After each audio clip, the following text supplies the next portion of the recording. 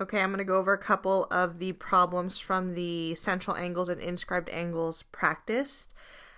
Okay, so number 2 says, suppose that angle CSI, so CSI is 124. What is the measure of FI? Okay, so first of all, we should identify whether CSI is a central angle or an inscribed angle. So angle CSI is this angle right here, and since the vertex is on the circle, we know that is a central angle. So this is 124 degrees. We want to find the measure of angle FI, okay, and that is an arc. Well, I know that FC is a diameter, which means that it cuts a circle in half, which means that FIC is a semicircle. So FIC, the measure of FIC equals 180 degrees, since FIC is a semicircle. Okay, so if FIC is 180 degrees, I know that this arc plus this arc equals 180 degrees. So I know that IC is also equal to 124 degrees. So the measure of IC equals 124 degrees, since angle CSI is a central angle. So the reason I'm writing this all out is because it says to explain your reasoning.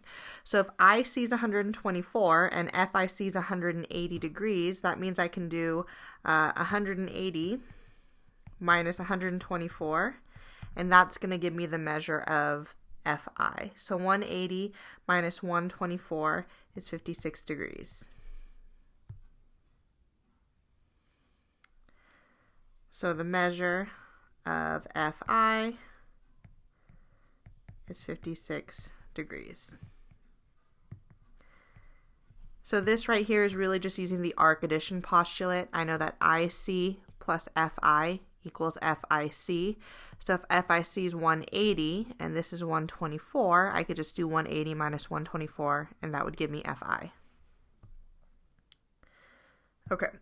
The next problem is number 5. So it says determine the measure of AEG. So again, every time I see an angle, I first want to see if it's a central angle or inscribed angle. So AEG is a central angle since its vertex is the center of the circle. So if we knew AG, we would know that AEG is the same because central angles are the same as the intercepted arc.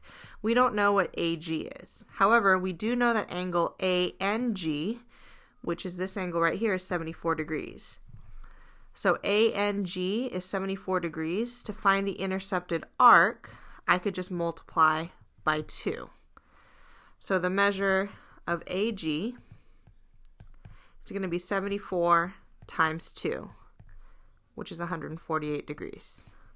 So I know that ANG is 148 degrees. So now that I know that AG is 148, I know that the measure of AEG is just going to be the same since central angles are the same. So the measure of angle AEG equals 148 because central angles are equal to their intercepted arcs.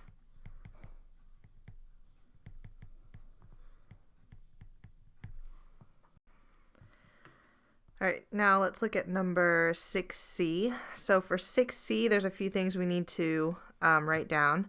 So CA, arc CA is 105.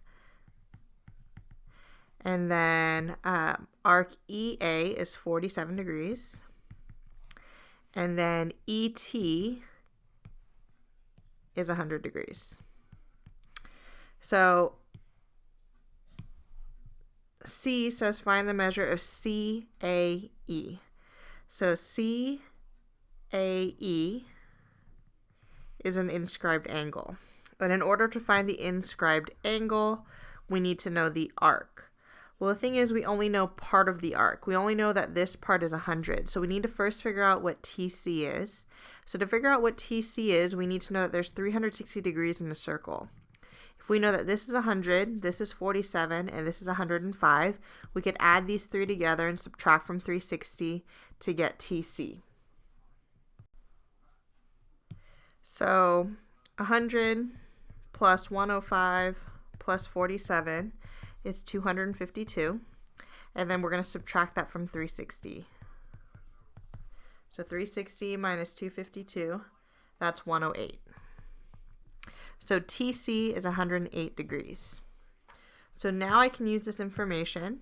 I now know I can get the arc. So the arc of angle CAE, so this arc right here is 100 plus 108, which is 208.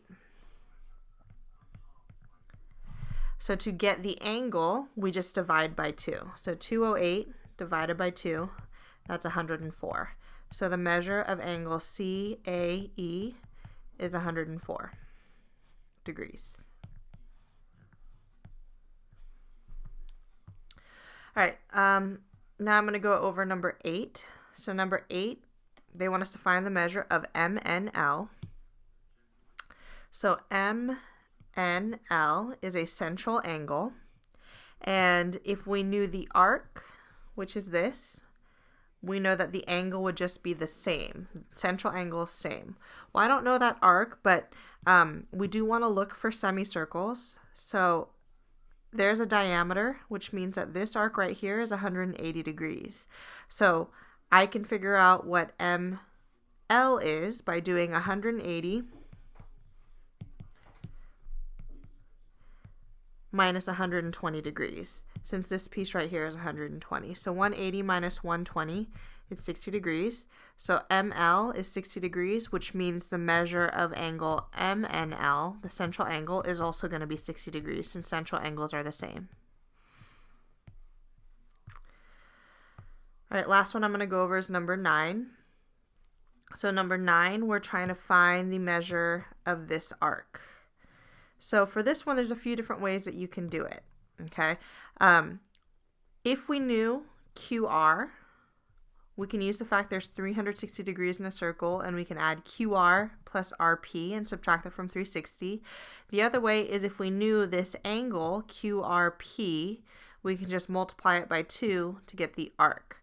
The thing is, I don't know what this angle is, so I think the easiest way to do this is I'm going to use this inscribed angle right here, 50 degrees, to get this arc.